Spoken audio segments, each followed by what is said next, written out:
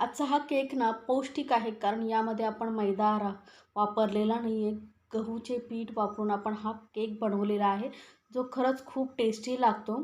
तर यासाठी लागणारे साहित्य बघा. सर्वात आधी आपल्याला काय करायचं, एखादी कुठली तरी घरातली वाटी घ्यायची आहे.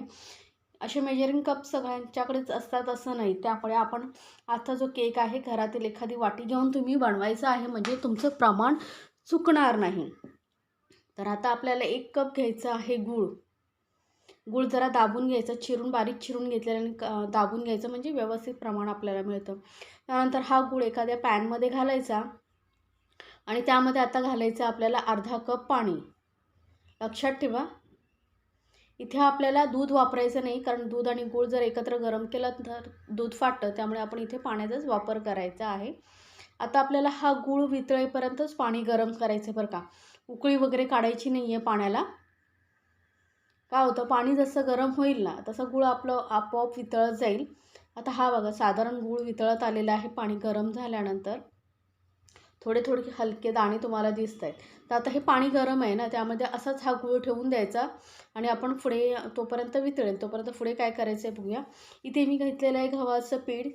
तर 1.5 कप आपण गव्हाचं पीठ घेणार आहोत. एखादा मोठा बाऊल घ्यायचा, त्यामध्ये हे पीठ काढून घ्यायचं. तर टोटल आपण 1.5 कप गहू पीठ घेतलेलं आहे. आता गव्हाच्या पिठाने काय होतं, गव्हाचं पीठ जे असं चिकट असतं, केक फुलत नाही व्यवस्थित. तर त्याला केक फुलण्यासाठी आपण यामध्ये घालणार आहोत रवा. तर अर्धा कप मी इथे रवा घेतलेला आहे. बारीक रवा घ्यायचा, म्हणजे काय होतं, आपल्याला मिक्सरमधून फिरवायची गरज नसेल. मोठा असेल तर तुम्ही मिक्सरमध्ये फिरवू शकता. आता रवा आणि गव्हाचं पीठ आहे आपण एकत्र करून घेऊया. गव्हाच्या पिठाचा केक ना खूप छान लागतो, कारण यामध्ये आपण गूळ वापरतो आहे. गव्हाचं पीठ पौष्टिकही आहे. मुलांना तुम्ही खरंच बनवून दिलात ना तर नेहमी बनवण्याची फर्माईश करतील. आता यामध्ये आपल्याला अजून काही साहित्य ॲड करायचे, ते म्हणजे तेल. तर इथे मी अर्धा कप तेल घेतलेलं आहे. रिफाईंड तेल घेतलेलं आहे, किंवा तुम्ही बटर, तूप काहीही घेऊ शकता. आता त्याच कपाने आपण घेणार आहोत अर्धा कप दही. दही जास्त पाण्यावालं नसावं, घट्ट असावं आणि ताजं असावं आणि थंड फ्रीजमधलं नसावं, एवढं लक्षात ठेवा. त्यानंतर इथे मी घालते व्हॅनिला इसेन्स. तर 1 चमचा व्हॅनिला इसेन्स घालते. त्याऐवजी तुम्ही वेलची पावडरही घालू शकता. आणि आपण जो गूळ गरम करून ठेवला होता तो असा गाळून घ्यायचा बरं का, कारण एखाद्याच वेळेस समजा यामध्ये काही असेल कण वगैरे तर ते निघून जातील, त्यामुळे गूळ असा गाळून घ्यायचा. तुमचं जर प्रमाण परफेक्ट असेल ना तर केक व्यवस्थित होतो, जराही फसत नाही. त्यामुळे मी जे प्रमाण सांगते ना त्या प्रमाणे तुम्ही जर बनवला तर एकदम परफेक्ट असा हा तुमचा घरगुती पद्धतीचा पौष्टिक केक तयार होईल. आता सर्वांकडेच मैदा वगैरे असतो असं नाही, त्यामुळे मग तुम्ही गव्हाचं पीठ घरामध्ये असतं त्यापासून हा केक बनवू शकता. आता हे सर्व व्यवस्थित मिक्स करून घेतलेलं आहे बघा. ते थोडं घट्ट वाटतं ना, त्यामुळे मी इथे पाव कप पाणी अजून घालते आहे. सुरुवातीलाच आपण पाणी जास्त घालायचं नाही, लक्षात ठेवा. थोडं थोडं करून मग वाढू शकतो. त्यामुळे अर्धा कप आपण आधी घेतलं होतं गुळाबरोबर आणि आता पाव कप पाणी घातलेलं आहे. आता हे झाकून आपल्याला ठेवायचं आहे 15 मिनटं, कारण यामध्ये रवा आहे ना तो फुलायला पाहिजे. 15 मिनटं झालेली आहेत. आता मी काय करते, एक पातेलं घेतलेलं आहे, त्यामध्ये जाळी ठेवून याला गरम करत ठेवूया मीडियम गॅसवरती आणि केक टिनची तयारी करूया. तर इथे मी केक टिन घेतलेला आहे, त्याला बटर पेपर लावून घेते, किंवा तुम्ही पूर्ण आतून तेलही लावून घेऊ शकता.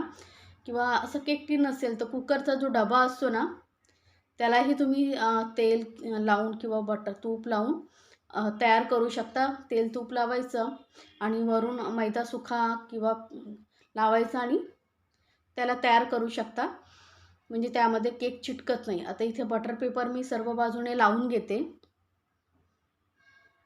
तर बघा, असं बटर पेपर लावून आपण हा केक टिन तयार करून घेऊया. ही सर्व तयारी आपल्याला यामध्ये केकच्या बॅटरमध्ये बेकिंग सोडा वगैरे घालायची आधी तयार करायचं असं. तर आपली कढई तापते तोपर्यंत आपण केक टिनी तयार करून घेतलेलं आहे. आता वळूया ह्या मिश्रणाकडे, केकच्या मिश्रणाकडे. हे बघा, पहिल्यापेक्षा थोडं घट्ट झालेलं आहे, कारण रवा आपण यामध्ये जो घातला आहे ना तो छान फुलला गेलेला आहे. आता यामध्ये घालूया आपण जो खाण्याचा चमचा वापरतो नाश्त्यासाठी, त्या चमच्याने 1 चमचा बेकिंग पावडर घेतलेली आहे आणि अर्धा चमचा इथे बेकिंग सोडा घेतलेला आहे.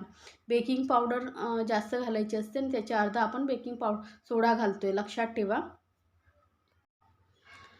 आता छोटं 2 चमचे पाणी घालून आपण हे मिश्रण व्यवस्थित मिक्स करून केकच्या मिश्रणामध्ये मिक्स करूया. हलक्या हाताने करायचं बरं का, इथे फास्ट करायचं नाही आहे, नाहीतर काय होतं, ज्या केकच्या बॅटरमध्ये जी हवा भरली जाते ना, ती कमी होते आणि केक आपला फुलत नाही. त्यामुळे हलक्या हाताने फक्त असं मिक्स करत जायचं, गोल गोल गरागरा फिरवायचं नाही आहे. जसं मी दाखवते ना, चमच्याच्या साहाय्याने मिक्स करायचं आहे. तर छान मिक्स करून झाल्यानंतर आपण फटाफट आपण हे केक टिनमध्ये घालून घेऊया. कारण बेकिंग पावडर, बेकिंग सोडा घातल्यानंतर जास्त वेळ मिश्रण बाहेर ठेवायचं नाही. त्यामुळेच ह्या सर्व तयारी आधी करून घ्यायची, त्यानंतरच यामध्ये बेकिंग पावडर आणि बेकिंग सोडा घालायचा असतो. आता हे मिश्रण बघा किती घट्ट आहे, बघू शकता तुम्ही. असंच आपल्याला मिश्रणाची गरज आहे. जर जास्त पातळ केलात ना, तर मग केक तुमचा व्यवस्थित बेक होणार नाही, जास्त वेळही लागेल. आता हे सर्व मिश्रण आपण केक टिनमध्ये घालून घेतल्यानंतर हलकंसं याला सरळ करण्याचा प्रयत्न केलेला आहे आणि असं टॅप करून घ्यायचं. म्हणजे काय होतं, आतमध्ये जे बबल्स वगैरे, बुडबुडे वगैरे असतील ते निघून जातात. तर चमच्याच्या साहाय्याने असं हलकंसं सरळ करून घेते. आता तुम्ही असंचही बेक करू शकता किंवा वरून ड्रायफ्रूट्सही घालू शकता. हे तुमच्या आवडीवरती आहे. थोडे चोको चिप्स वगैरे असतील तेही घालू शकता किंवा मिश्रणामध्येही तुम्ही चोको चिप्स घालू शकता, मुलांना आवडत असेल तर. इथे मी काजू आणि बदाम आणि थोडंसं डेकोरेशन करते. म्हणजे काय होतं, केक दिसायला सुंदर दिसतो वरून. तर हे बघा, काजू आणि बदाम मी इथे लावते. थोडीशी बदाम मी ना बारीक चिरून घातलेले आहेत आणि वरून थोडे थोडे अख्खे असे काजू बदाम लावते. तर आता मस्त आपला केक तयार होतो आहे डेकोरेशन करून. तर या पद्धतीने मी डेकोरेशन केलेलं आहे. पातेलंही छान तापलेलं आहे. तर यामध्ये हा केक टिन ठेवून आपल्याला गॅस स्लोपेक्षा थोडासा मोठा ठेवायचा, जास्त मोठा नाही बरं का. आणि याला 40 मिनटं आपण छान असा बेक होऊ देऊया. मध्ये चेक करायचं 35 मिनटाने. केक झाला असेल तर ठीक आहे, नाहीतर परत 5 मिनटं आपण बेक करायला ठेवायचा. तर हा आपला केक बेक झालेला आहे 40 मिनटामध्ये. काढून घेऊया आणि पूर्णपणे थंड करून घ्यायचं बरं का, गरम असताना काढायचं नाही. तर केक आपला पूर्ण थंड झालेला आहे. आता मी काढून घेते. तर बघू शकता कलर किती सुंदर आलेला आहे आणि अजिबात केक टिनला वगैरे कुठेही लागलेलं नाही, चिकटलेलं नाही. त्यामुळेच बटर पेपर लावलं ना तर व्यवस्थित केक निघून येतो. सर्व जो बटर पेपर आहे काढून घ्यायचा आहे. केकचा कलर बघू शकता किती सुंदर आले आणि एकदम सॉफ्ट असा आपला हा केक तयार होतो. एकदम स्पॉन्जी, बघू शकता किती स्पॉन्जी असा आपला केक तयार झालेला आहे. तर एकदा नक्की बनवून पहा आणि मला सांगायला विसरू नका बरं का, तुम्हाला ही रेसिपी कशी वाटली. याआधीही मी माझ्या चॅनलवरती रवा कोकोनट केक शेअर केलेला आहे तुमच्यासोबत. त्याचीही लिंक डिस्क्रिप्शन बॉक्समध्ये देते, जिथे जाऊन पाहू शकता. तोही चवीला भारी लागतो. अशा छान छान रेसिपी माझ्या चॅनलवरती असतात. त्या चॅनलला सबस्क्राईब करायला विसरू नका. सोबतच बेल आयकॉनवरती नक्की क्लिक करा. कट करताना तुम्हाला समजत असेल केक किती सॉफ्ट झालेला आहे. एकदम तुमचं प्रमाण परफेक्ट असेल ना तर केक असा सॉफ्ट होतो, जराही कडक होत नाही.